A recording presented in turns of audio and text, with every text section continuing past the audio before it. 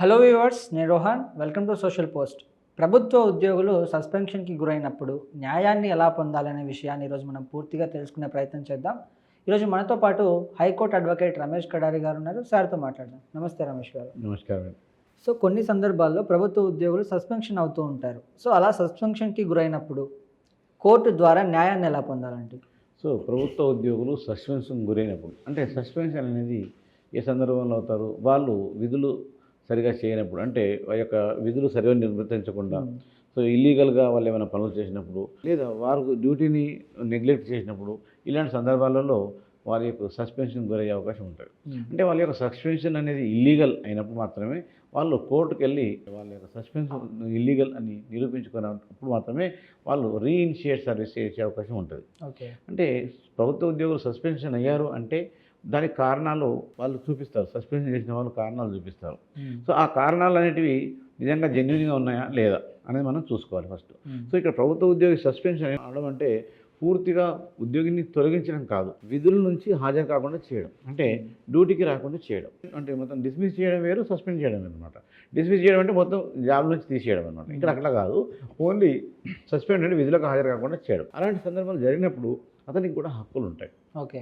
ఇప్పుడు ఒక ఉద్యోగి ఎప్పుడైతే సస్పెండ్ అయ్యాడో అతను నాకు అన్యాయంగా సస్పెన్షన్ చేశారు, నా మీద కక్షతో సస్పెండ్ చేశారు, లేదా వేరే వ్యక్తిని అక్కడ నియమించాలనే ఉద్దేశంతో నన్ను సస్పెండ్ చేశారు అనేటువంటి ఉద్దేశం ఉన్నప్పుడు అతను హైకోర్టుకు రిట్ ఆఫ్ మాండమస్ లేదా ఆర్టికల్ 226 ప్రకారంగా హైకోర్టును సంప్రదించే అవకాశం ఉంటుంది. ఓకే. అప్పుడు హైకోర్టును అడ్వకేట్ సంప్రదించి తన యొక్క రిట్ ఆఫ్ మాండమస్ చేసుకొని తనకు జరిగిన అన్యాయాన్ని కోర్టుకు తెలియజేసినప్పుడు కోర్టు వారికి ఎంక్వైరీ చేస్తుంది.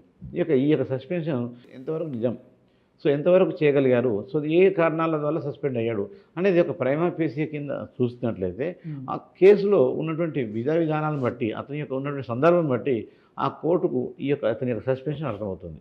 అంటే నెగ్లెక్ట్ చేశాడు, లేదా ఇతరులను దూషించాడు, లేదా వర్క్లో ఉన్నటువంటి ఫ్రాడ్ చేశారు అనేటువంటి సందర్భాలు ఉన్నప్పుడు కోర్టు ఆ యొక్క సస్పెన్షన్ ఎత్తివేయడం జరగదు. సో సస్పెన్షన్ రివోక్ చేయడం అంటారనమాట. సో సస్పెన్షన్ రివోక్ చేయకుండా కంటిన్యూ ఉంటుంది.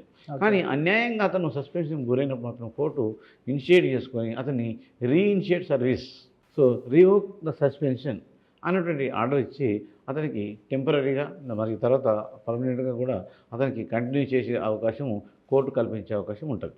ఓకే. అంటే సస్పెన్షన్ ఆర్డర్ని కోర్టులో ఛాలెంజ్ చేయాలంటే ఎలాంటి డాక్యుమెంట్స్ ఉండాలి, స్టెప్స్ ఎలా ఉండాలండి? ఓకే. సస్పెన్షన్ ఆర్డర్ను కోర్టులో మనం దాఖలు చేసినప్పుడు కోర్టుకు మనము జరిగినటువంటి విషయాన్ని చాలా క్లియర్గా తెలియజేయాలి. ఫస్ట్ రిప్రజెంటేషన్ ద్వారా హయ్యర్ అథారిటీకి రిప్రజెంటేషన్ పెట్టుకోవాలి. ఎగ్జాంపుల్, ఒక టీచర్ సస్పెన్షన్ అయ్యాడు అనుకుందాం, అతను ఎంఈఓకు, డిఈఓకు, కలెక్టర్కు ఒక రిప్రజెంటేషన్ పెట్టుకోవాలి. లేదా ఒక ఆర్టీసీ ఎంప్లాయీ సస్పెన్షన్ అయ్యాడు, ఈ విధంగా కేసులు ఉన్నాయి చాలా. సో ఆయన ఇప్పుడు ఏం చేస్తాడు, అతను ఆ యొక్క కన్సర్న్ సంబంధించిన డిపోకు ఒక అప్లికేషన్ ఫామ్ పెట్టుకోవాలి. అలాగే ఆర్ఎం, సో రీజనల్ మేనేజర్కు, అలాగే వాళ్ళ యొక్క స్టేట్ ఆర్గనైజేషన్ అందరికి కూడా మనం రిప్రజెంటేషన్ పెట్టుకోవాలి.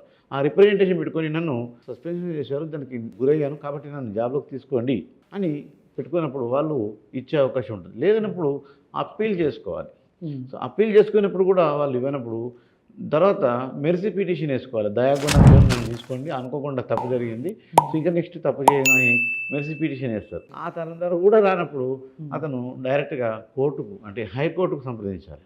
ఇప్పుడు హైకోర్టుకు సంబంధించినప్పుడు ఆ హైకోర్టు అతని యొక్క పిటిషన్లో అతని రిప్రజెంటేషన్ ఉంది, రిప్రజెంటేషన్లో అతని యొక్క హైయర్ అథారిటీకి రిప్రజెంటేషన్ ద్వారా తెలియజేశాడు, అలాగే అప్పీల్ చేసుకున్నాడు, అలాగే మెర్సీ పిటిషన్ కూడా వేసుకున్నాడు. కానీ వాళ్ళు సరైనటువంటి ఇతని మీద కక్షతో ఇవ్వలేదో దీనికి జరిగింది. కాబట్టి కోర్టు పరిశీలించినట్లయితే అతని యొక్క జెన్యూనిటీని చూసి కోర్టు అతనికి రీఇనిషియేట్ సర్వీస్ ఇచ్చే అవకాశం ఉంటుంది. సో అప్పుడు కోర్టు ద్వారా అతను లాభం పొందుతాడు, కోర్టు ద్వారా అతనికి పొందే అవకాశం ఉంటుంది. దీనికి అతనికి కావాల్సిన డాక్యుమెంట్స్ ఏంటి అని అడిగారు. అంటే డాక్యుమెంట్స్ అంటే అతని యొక్క సర్వీస్లో అపాయింట్మెంట్ ఆర్డర్ తీసుకోవాలి, సస్పెన్షన్ అయినటువంటి లెటర్ తీసుకోవాలి, అతను పెట్టినటువంటి రిప్రజెంటేషన్ తీసుకోవాలి, ఆ రిప్రజెంటేషన్కి ఇచ్చినటువంటి రిప్లైని, వాళ్ళు ఏది రిప్లై ఇచ్చారో ఆ రిప్లైని తీసుకోవాలి. ఆ తర్వాత దీనికి ఎన్ని రకాల రిప్రజెంటేషన్ పెట్టుకున్నారో అన్ని రకాల రిప్రజెంటేషన్ కోర్టుకు సబ్మిషన్ చేసినట్లయితే దాన్ని చూసి పరిశీలించిన తర్వాత హైకోర్టు అంటే ఇక్కడ హైకోర్టే వస్తుంది. సో హైకోర్టు మన యొక్క నిర్ణయం తీసుకొని అతన్ని సస్పెన్షన్ ఎత్తివేసే అవకాశాలు ఉంటాయి. అతనికి జెన్యూనిటీ ఉంటే. లేనట్లయితే ఆ సస్పెన్షన్ ఎత్తివేసే అవకాశం ఉండదు. వాళ్ళు ఫస్ట్ ఇన్స్ట్రక్షన్స్ ఆర్డర్స్ ఇస్తారు, మీరేమంటారు, మరి ఇతను వచ్చారు అని. అంటే హైకోర్టుకు వచ్చినప్పుడు హైకోర్టుకి వాళ్ళకి సంబంధించిన జీపీలు అంటే గవర్నమెంట్ లీడర్స్ ఉంటారు. వాళ్ళ ద్వారా ఈ ఇన్ఫర్మేషన్ తెలుసుకుంటారు. ఏమని, ఏం జరిగింది, ఇక్కడ ఏమైంది, ఇది నిజమేనా, అయితే సస్పెన్షన్ చేశారు ఎందుకు అనే విషయాన్ని తెలుసుకున్న తర్వాత అప్పుడు నిర్ణయం తీసుకోవడం జరుగుతూ ఉంటుంది. అప్పుడు కోర్టుకు వస్తే ఖచ్చితంగా వారికి ఏదో ఒక రకంగా న్యాయం జరిగే అవకాశం మాత్రం ఉంటుంది. రైట్. థ్యాంక్ యూ అండి. Thank you so much. Thank you very much.